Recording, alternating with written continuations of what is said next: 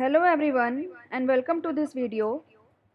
In this video, I will discuss the legislature of Russian Federation. To begin with, the Russian parliament, which is known as the Federal Assembly, is made up of two houses. रूस का विधानमंडल या व्यवस्थापिका को संघीय सभा कहा जाता है और ये दो हाउसेस को मिलाकर के बना है स्टेट ड्यूमा और फेडरेशन काउंसिल। स्टेट ड्यूमा में टोटल मेंबर्स हैं 450 और ये लोअर हाउस है। इसका जो टर्म है वो 5 इयर्स है। Federation council is the upper house and it has 170 seat and it is made up of regional leaders. जो इसमें जो एमपीज़ हैं जिनको कि डिप्यूटीज़ कहा जाता है वो रीजनल लीडर्स होते हैं। Now who are this regional leaders? इनको रीजनल लीडर्स क्यों कहा जाता है? क्योंकि इसमें जो मेंबर्स होते हैं it is same like our Rajya Sabha. जिस तरह से हमारे इंडिया में राज्यसभा में मेंबर्स होते हैं उसी तरह से फेडरेशन काउंसिल में होते हैं जो कि स्टेट को रिप्रेजेंट करते हैं, रीजन को रिप्रेजेंट करते हैं। तो इसमें एक मेंबर जो होता है वो हर एक यूनिट का गवर्नर अपॉइंट करता है और एक मेंबर जो है वहाँ का लेजिस्लेचर जो है वो इलेक्ट करता है। तो ये लेजिस्लेचर और एग्जीक्यूटिव हर एक स्टेट के लेजिस्लेचर और एग्जीक्यूटिव को यहाँ पे रिप्रेजेंट करता है अपर हाउस में, जिसको कि फेडरेशन काउंसिल कहा जाता है। ड्यूमा जो है वो सारे इकोनॉमिक मैटर्स को देखता है, इट ओवरसीज इकोनॉमिक मैटर्स। और जो फेडरेशन काउंसिल है it coordinates exchanges between the national government and the regional government. जो नेशनल गवर्नमेंट है और जो क्षेत्रीय सरकार है इन दोनों के बीच में एक कोऑर्डिनेशन इस्टेब्लिश करता है और इन दोनों के बीच में इंफॉर्मेशन का एक्सचेंज करता है। लेकिन जो लेजिस्लेचर है रशिया का उसको वीक कहा जाता है, it is weak in nature. Why? Because the president has almost all of the constitutional powers. हालांकि जनवरी में प्रेसिडेंट पुतिन ने वहाँ के लेजिस्लेचर में एक भाषण दिया था और उसमें उन्होंने ये प्रपोजल रखा था कि पार्लियामेंट को और ज़्यादा स्ट्रॉन्ग बनाना है। तो अगर ये चेंज जो कि अभी वहाँ पे रेफरेंडम होना बाकी है, अगर ये चेंज हो जाता है तो वहाँ पे पार्लियामेंट को जो है कुछ और पावर्स दिया जाएगा जिससे कि पार्लियामेंट भी जो है वो इक्विवेलेंट टू प्रेसिडेंट हो जाए। हालांकि इक्विवेलेंट तो वो नहीं बनाएंगे लेकिन थोड़ा सा लेजिस्लेचर को और स्ट्रॉन्ग करेंगे, ये जो नया प्रपोजल जो एक्सेप्ट अगर हो जाएगा तो उसके through. Now coming to the responsibilities of Russian federation. Russia का जो लेजिस्लेचर है उसकी क्या रिस्पॉन्सिबिलिटीज़ है?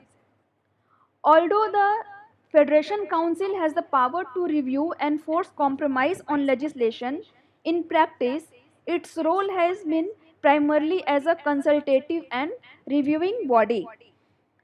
इसका जो फेडरेशन काउंसिल को जो ये पावर दिया गया है कि वो जो है किसी भी निर्णय को लेकर के वो समझौता करे और या उस पर पुनर्विचार कर सकता है। लेकिन प्रैक्टिस में हम क्या देखते हैं कि वो सिर्फ एक सलाहकार के रूप में या फिर एक समीक्षा करने वाली बॉडी के रूप में जो है रह गया है। ड्यूमा के बारे में अगर बात करें then Duma can vote no confidence in the sitting government but the government can ignore the vote and dissolve the Duma if second such vote is taken within 3 months। तो president जो है वो Dumas के जो भी उसका sitting government को लेकर के कॉन्फिडेंस या नो कॉन्फिडेंस है, प्रेसिडेंट उसको जो है इग्नोर कर सकता है और अगर प्रेसिडेंट चाहे तो ड्यूमा को जो है उसका टर्म कंप्लीट होने के पहले भी उसको डिसॉल्व कर सकता है। अगर कॉन्स्टिट्यूशन में चेंज करना हो तो it requires 2/3 votes of the Russian federation. तो अगर संविधान में अमेंडमेंट करना हो, संशोधन करना हो, तो उसके लिए जो वहाँ का पार्लियामेंट है उसका 2/3 वोट एसेंशियल है। यहाँ पे रशियन लेजिस्लेचर का रोल जो है वो इम्पॉर्टेंट हो जाता है। Now coming to the upper house which is known as the federation council. Federation council में हमने जैसा कि पहले भी अभी डिस्कस किया कि 85 फेडरल सब्जेक्ट्स जो हैं रशिया के, they send 2 senators to the council for the total membership of 170 councillors, जिनको कि डिप्यूटीज भी कहा जाता है। The council is charged in cooperating with the state Duma in completing and voting on draft law. तो जो भी वहाँ पे कानून जो प्रपोज किए जाते हैं, काउंसिल को ये चार्ज मिला हुआ है कि वो स्टेट ड्यूमा के साथ जो है सहयोग करे और उस पूरे जो ड्राफ्ट है उसको जो है वो कंप्लीट करे। कुछ स्पेशल पावर्स भी दिया गया है फेडरेशन काउंसिल को, जैसे कि approval of changes in borders between the subjects of the Russian federation. जैसे कि हमारे देश में राज्यसभा के पास ये पावर है, अगर दो यूनिट्स के बीच में अगर उनके बॉर्डर को लेकर के कोई चेंज होता है तो उसका जो अप्रूवल है उस चेंज का वो फेडरेशन काउंसिल के द्वारा दिया जाएगा। Then approval of the decrees of the president establishing martial law और स्टेट ऑफ इमरजेंसी। अगर प्रेसिडेंट इमरजेंसी डिक्लेयर कर रहा है या कहीं पे मार्शल लॉ लगा रहा है तो उस डिक्री का भी अप्रूवल जो है वो फेडरेशन काउंसिल के द्वारा किया जाता है। Then deciding on the possibility of using the armed forces of the Russian federation outside the territory of the Russian federation. अगर रशियन फेडरेशन के टेरिटरी के बाहर में अगर ये पॉसिबिलिटी है कि वहाँ पे आर्मी का या आर्म्ड फोर्स का जो है इस्तेमाल किया जा सकता है, इस चीज़ की अगर पॉसिबिलिटी है, देन उस चीज़ के ऊपर भी डिसाइड करने का काम जो है वो फेडरेशन काउंसिल का है। Then declaring of the elections of the president of Russian federation. President का इलेक्शन कब होगा इसका डिक्लेरेशन भी जो है वो वहाँ पे अपर हाउस का काम है, फेडरेशन काउंसिल का काम है। Then impeachment of the president of the Russian federation. President को इम्पीच करने का भी जो फाइनल डिसीजन होता है वो वहाँ पे जो है रशियन फेडरेशन का है। The federation council is interested with the final decision if the state Duma recommends removing the president from office. तो इसका जो रिकमेंडेशन है वो स्टेट ड्यूमा के द्वारा किया जाता है, लेकिन फाइनल डिसीजन जो है वो फेडरेशन काउंसिल के द्वारा किया जाता है। और अगर फेडरेशन काउंसिल जो है विद इन 3 मंथ्स अगर इस चीज़ को अप्रूव नहीं करता है, इसका मतलब कि अगर स्टेट ड्यूमा से जो है ये इम्पीचमेंट का जो है प्रपोजल पास कर दिया गया और वो फिर फेडरेशन काउंसिल में आ गया, अपर हाउस में आ गया, अगर अपर हाउस ने 3 महीने तक उस पर कोई फाइनल डिसीजन नहीं लिया तो वो जो है अपने आप नल एंड वॉइड हो जाता है, वो जो प्रपोजल है वो अपने आप ही निरस्त हो जाता है।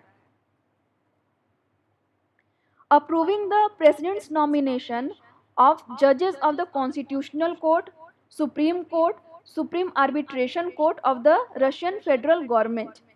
तो जितने भी प्रेसिडेंट के नॉमिनेशन है जजेस को लेकर के, चाहे वो कॉन्स्टिट्यूशनल कोर्ट के बारे में हो, चाहे वो सुप्रीम कोर्ट के जज का हो, चाहे वो सुप्रीम आर्बिट्रेशन कोर्ट का हो, जितने भी प्रेसिडेंट के नॉमिनेशन होते हैं जजेस को लेकर के, उन सबका अप्रूवल जो है वो फेडरेशन काउंसिल के द्वारा किया जाता है।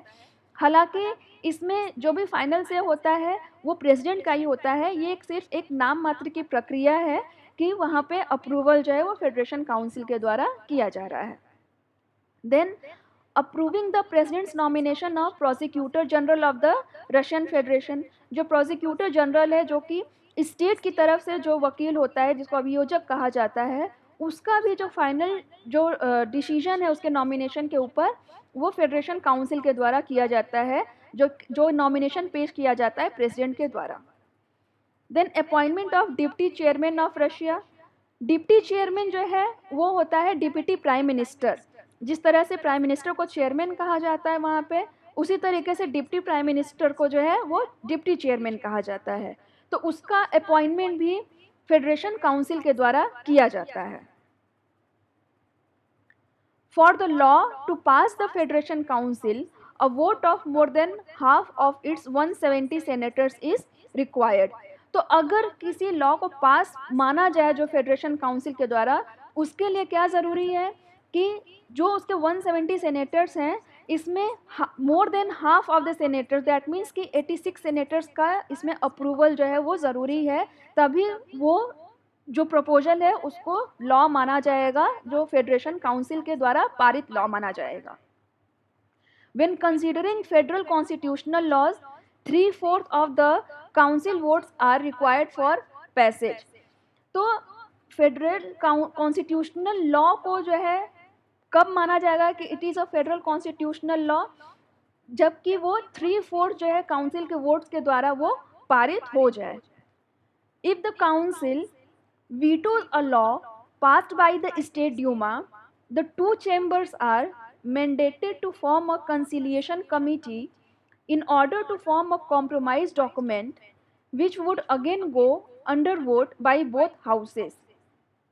अगर कोई लॉ स्टेट ड्यूमा के द्वारा पास किया गया और वो फेडरेशन काउंसिल के पास जो है वो अप्रूवल के लिए आता है, और फेडरेशन काउंसिल इन केस अगर उसको अप्रूव नहीं करता है, तो अगर इस चीज़ को लेकर के दोनों हाउसेस के बीच में जो है आपसी सहमति नहीं बन पाती है, तो उसके लिए जो है एक कंसिलिएशन कमेटी बनाई जाती है जिसमें कि दोनों हाउसेस के मेंबर होते हैं, और फिर उसके बाद एक कॉम्प्रोमाइज़ पे जो है वो उस कमेटी के थ्रू पहुंचा जाता है। जब कॉम्प्रोमाइज़ जो है वो हो जाती है, तो उसके बाद फिर से वो जो भी लॉ है उसको दोनों हाउसेज में फिर से जो है वो पारित किया जाता है और फिर से जो है उसको अप्रूव किया जाता है। The federation council veto can be overcome by 2/3 majority in the Duma. Federation council किसी भी चीज़ को लेकर अगर वीटो कर रहा हो तो उस वीटो को भी ओवरराइड किया जा सकता है by the 2/3 majority votes of the Duma. तो यहाँ पे जो है ड्यूमा का जो रोल है, जो पोजीशन है, वो फेडरेशन काउंसिल से ज़्यादा स्ट्रॉन्ग है, ज़्यादा पावरफुल है। The constitution also directs that the federation council examine bills passed by the lower chamber dealing with budgetary, tax and other physical measures, as well as issues dealing with war and peace and with treaty ratification। तो जितने भी budget से related, tax से related या other physical measures, ये जितने भी bill जो है वो ड्यूमा के द्वारा पास किए जाते हैं, उन सभी को एग्जामिन करने का काम जो है वो फेडरेशन काउंसिल का है। And this power has been directed by the constitution of Russian federation, not only the bills related with the economic matters but also the issues dealing with war and peace and other treaty ratification।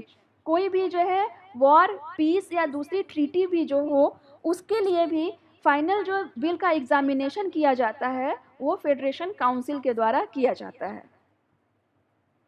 Now coming to the state Duma.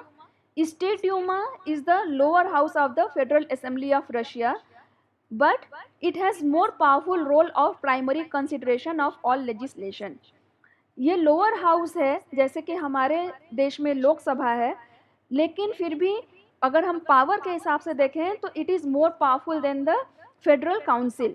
और जो भी primary consideration जितने भी legislation का है वो सब जो है वो उसमें ड्यूमा का रोल जो है वो ज़्यादा पावरफुल है। Special powers of the state Duma: consent to the appointment of the prime minister of Russia. तो रशिया का जो रशिया में जो प्रेसिडेंट का जो अपॉइंटमेंट है उस पर अपना कंसेंट देना किसको? प्रेसिडेंट को। तो वहाँ पे स्टेट ड्यूमा जो है वो प्रेसिडेंट को अपना कंसेंट देता है कि कौन प्राइम मिनिस्टर बनेगा। Then hearing annual reports from the government of Russian federation on the results of its work including on issues raised by the state Duma. तो फाइनल जो एनुअल रिपोर्ट जो होती है, गवर्नमेंट जितने भी फंक्शनिंग कर रहा है पूरे देश में, उसकी एनुअल रिपोर्ट जो है वो स्टेट ड्यूमा के सामने दी जाती है। इवन स्टेट ड्यूमा अगर किसी गवर्नमेंट के किसी वर्क को लेकर के अगर कोई इसको इशू है तो उस चीज़ का भी रिजोल्यूशन जो है वो स्टेट ड्यूमा में किया जाता है। Then deciding on the issue of confidence in the government of Russian federation, जो मोशन ऑफ नो कॉन्फिडेंस और ये सब जो होता है ये पास करना, ये सब भी स्टेट ड्यूमा में किया जाता है। Then appointment and dismissal of the chairman of central bank of Russia.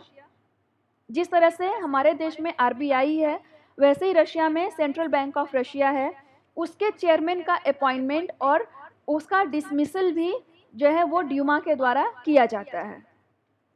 Then appointment and dismissal of the chairman and half of the auditors of the accounts chamber.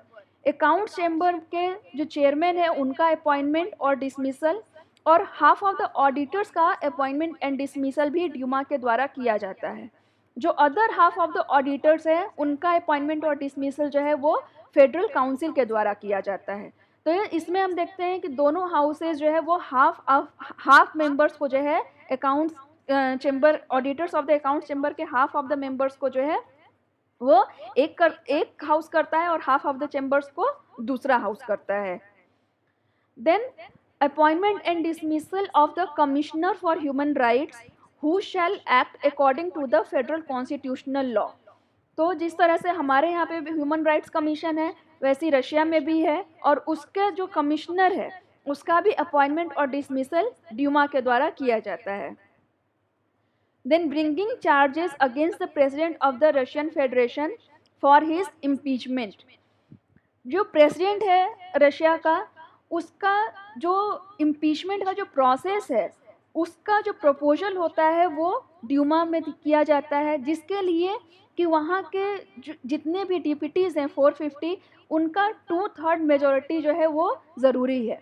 और यहाँ से जब वो बिल, इम्पीचमेंट बिल जो है वो पास कर दी जाती है तो फिर उसके बाद वो फेडरेशन काउंसिल में जाती है।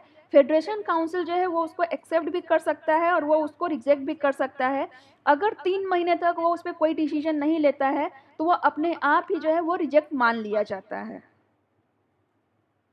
So it is all about the powers of the federation council and the state Duma. और ये हमारा जो है पूरा video legislature of Russian federation को कवर करता है। Thank you.